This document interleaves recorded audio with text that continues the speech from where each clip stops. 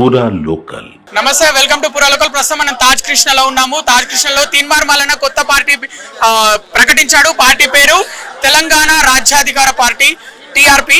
ప్రస్తుతం వాళ్ళ కార్యకర్తలతో మాట్లాడించే ప్రయత్నం చేద్దాం. మీ పేరు? మల్లికార్జున్. నా పేరు. యాదాద్రి జిల్లా మాది. ఈరోజు తాజ్ కృష్ణలో తెలంగాణ రాజ్యాధికార పార్టీ అనేటువంటి అనౌన్స్ చేయడం అనేది చాలా శుభ సందర్భం. ఇది ఒక చారిత్రకమైనటువంటి ఒక ముఖ్యమైనటువంటి ఘట్టం. ఈ రోజు జరిగినటువంటి ఎంతో మంది చూడొచ్చు, మనం కొద్ది మంది అనుకున్నారు కానీ జనాలు సరిపోలేదు. లోపల బయట ట్రాఫిక్ జామ్ అయినటువంటి పరిస్థితి, చాలా మంది కూడా మొబిలైజ్ రావడం జరిగింది. నిజంగా కూడా ఈ యొక్క పార్టీ అనౌన్స్మెంట్ అనేది ఇంతకుముందు కొన్ని ఊహాగానాలు, అంటే ఇది బీసీ యునైటెడ్ ఫ్రంట్ అని రకరకాలుగా వినిపించినా కూడా ఫైనల్ గా మాత్రం ఈ రోజు మల్లన్న ఒక విషయం క్లియర్ గా చెప్పడం జరిగింది. ఇది బీసీ ఇది మన తెలంగాణ రాజ్యాధికార పార్టీగా అనౌన్స్మెంట్ చేసి ఆ జెండాకు సంబంధించినటువంటి అన్ని వివరాలు కూడా చాలా క్లియర్ గా చెప్పడం జరిగింది. కాబట్టి ఎన్నో ఏళ్లుగా అనగాడుతున్నటువంటి బీసీ బడుగు బలహీన వర్గాల కోసం ఈ రోజు ఒక కొత్త జెండా వచ్చింది. ఆ జెండా అనేది ప్రతి ఒక్కరు గుండెల్లో పెట్టుకుంటారని భావిస్తా ఉన్నాము.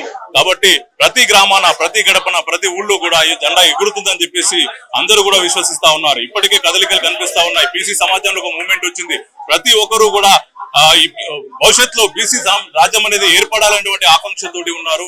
ఎన్నో ఏళ్లుగా బీసీలకి ఆ యొక్క రాజ్యాధికార ఫలితాలు ఇంతవరకు దక్కలేదు. కాబట్టి ఎన్నో కులాలు, ఎన్నో వర్గాల వాళ్ళు, ఇంకా అసెంబ్లీ అంటే ఏందో తెలియదు వాళ్ళకి. అసెంబ్లీలో అడుగుపెట్టినటువంటి కులాలు ఎన్నో ఉన్నాయి. కాబట్టి వీళ్ళందరికీ కూడా మల్లన్న గారి యొక్క ప్రధాన ఉద్దేశం ఏంటంటే సామాజికమైనటువంటి న్యాయం జరగాలి, ప్రతి ఒక్కరికి జరగాలి. అది విద్యలో గాని, రాజ్య అధికారంలో గాని, అన్ని అంశాల్లో కూడా సమానమైనటువంటి అవకాశాలు దక్కాలి అని చెప్పేసి క్లియర్ గా చెప్పండి. అనుభవించిన వాళ్ళే అనుభవిస్తా ఉన్నారు, ఆస్తులు సంపాదించిన వాళ్ళే సంపాదిస్తా ఉన్నారు, భూములు ఉన్న వాళ్ళకే ఉన్నాయి. ఈ రకంగా పూర్తి స్థాయిలో వాళ్ళు డామినేట్ చేస్తా ఉన్నారు. సామాన్యుడు అసామాన్యుడిగా మిగిలిపోతా ఉన్నాడు. అధికారాన్ని చెలాయిస్తూ వాళ్ళు ఇంకా ఆశలు కూడా పెట్టుకుంటూ రాజ్యాన్ని ఒక దీనమైన స్థితికి తీసుకెళ్తున్న పరిస్థితి గమనిస్తున్నాం. కాబట్టి దీని నుంచి బయటపడాలి అంటే ఖచ్చితంగా బడుగు బలహీన వర్గాలు, బీసీ, ఎస్సీ, ఎస్టీ, మైనార్టీ అన్ని వర్గాల వాళ్ళు కూడా రాజ్యాధికారం చేపట్టే విధంగా, సమానమైనటువంటి హక్కులు పొందే విధంగా తీసుకురావాల్సిన అంశం ఎంతైనా ఉంది. కాబట్టి దీనిపైన పోరాటం జరుగుతా ఉంది. కాబట్టి ఇది ఒక కొత్త శకం, ఒక కొత్త రాజ్యం అనేది, ఒక కొత్త వ్యవస్థకి ఇది ఒక నాంది పలుకుతుందని మనం చెప్పవచ్చు. కాబట్టి భవిష్యత్తులో అనుకున్నటువంటి లక్ష్యాన్ని సాధించడానికి జనాలు కూడా ఎదురు చూస్తా ఉన్నారు. ఎన్నేళ్ల నుంచి బీసీలకు ఒక పార్టీ అనేది లేదు. ఎన్నో ఏళ్ళుగా ఎదురు చూస్తా ఉన్నారు. గత 78 ఏళ్ల నుంచి బీసీలకు ఒక పార్టీ వస్తుందని ఒక ఆకాంక్షతోటి చాలా మంది కూడా ఆలోచన ఉంది. ఎంతో మంది బీసీ సంఘాలు పెట్టారు, బీసీ ఫ్రంట్లు పెట్టారు, బీసీ యూనియన్లు పెట్టారు. అవన్నీ కూడా జస్ట్ వాళ్ళని అడుక్కోవడము, ఎంతసేపు మాకు ఇవి కావాలి, అవి కావాలి, హక్కుల కోసం అడగడం కోసమే సరిపోయింది. కానీ మాకు రాజ్యాధికారం కావాలని చెప్పి వాళ్ళ గుద్ది అడిగేటువంటి వ్యవస్థ ఇన్నేళ్ల నుంచి లేదు. ఈ రోజు మల్లన్న అది ఆ లెక్క కట్టి మరి మాకు రావాల్సిన వాటా ఏంటి, మాకు రావాల్సిన హక్కులేంటి, మాకు దక్కాల్సిన ఆత్మ గౌరవం ఏంటి అనేటువంటి కాన్సెప్ట్ లో ఈ రోజు ప్రశ్నించడం జరిగింది. రేపు భవిష్యత్తులో ఖచ్చితంగా ఒక బీసీ వర్గాలే కాదు, ఇప్పుడు అగ్రవర్గాల్లో ఉన్నటువంటి పేదలు కూడా ఉన్నారు.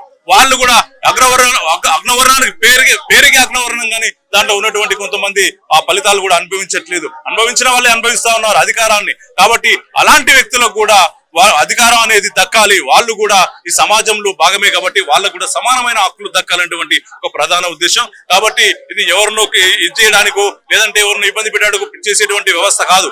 అన్ని వర్గాలకి, అందరికి అనుభవించినోడే అనుభవించడం కాదు, ఈ హక్కులు అందరికీ సమానంగా అందాలని ఒకే ఒక కాన్సెప్ట్ తో ఈ రోజు తెలంగాణ రాజ్యాధికార పార్టీ స్థాపించడం జరిగింది. కాబట్టి భవిష్యత్తులో తెలంగాణ రాజ్యాధికార పార్టీ అధికారం చేపట్టి ఖచ్చితంగా సమాన సమాజాన్ని, ఒక గొప్ప ఆకాంక్షని నెరవేరుస్తుందని చెప్పి భావిస్తూ ఉన్నాం. ధన్యవాదాలు. తీన్మార్ మల్లన్న గతంలో బీజేపీ పార్టీలోకి వెళ్ళాడు, తర్వాత కాంగ్రెస్ పార్టీలోకి వెళ్ళి ఎమ్మెల్సీ అయ్యాడు, తర్వాత ఆ పార్టీ సస్పెండ్ చేసింది. ఇప్పుడేమో మళ్ళీ కొత్త పార్టీ పెట్టాడు. తీన్మార్ మల్లన్న నమ్మచ్చా అని అడుగుతున్న పరిస్థితి జనాలు, ఏం చెప్తారు? రైట్, ఇది గమనించాలి. సమాజం కూడా గమనిస్తా ఉంది. తీన్మార్ మల్లన్న ఏ పార్టీలోకి వెళ్ళినా కూడా అక్కడ జరిగినటువంటి పరిస్థితులు ఏంటి, తనకు అవమానాలు జరిగాయి. అక్కడ బీసీలకి, సామాజిక వర్గాలకి సరైన న్యాయం జరగట్లేదు. కాబట్టి అక్కడ ఉన్నటువంటి పరిస్థితులని ఆయన గమనించాడు. ఇలా కాదు, మనకి పూర్తి హక్కులు సాధించాలన్నా, మనం అనుకున్నటువంటి రాజ్యాన్ని స్థాపించాలంటే ఇలాంటి పార్టీలతో కొమ్ము కాయడం వల్ల ఏ విధమైనటువంటి ప్రయోజనం లేదు. మనకంటూ ఒక పార్టీ కావాలి, మనకంటూ ఒక జెండా కావాలి, మనకంటూ ఒక ఎజెండా అవసరం అనేటువంటి ఒక సంకల్పంతో ఆయన పార్టీలని ఫిట్ చేసి తను ఈ రోజు మొన్న రీసెంట్ కాంగ్రెస్ సస్పెండ్ చేసినప్పటికీ కూడా తను ఏమాత్రం ఆ సస్పెండ్ కూడా సంతోషంగా స్వీకరించి ఈ రోజు తన పార్టీ స్థాపించడం అనేది ఒక గొప్ప అంశంగానే భావించాలి మనం.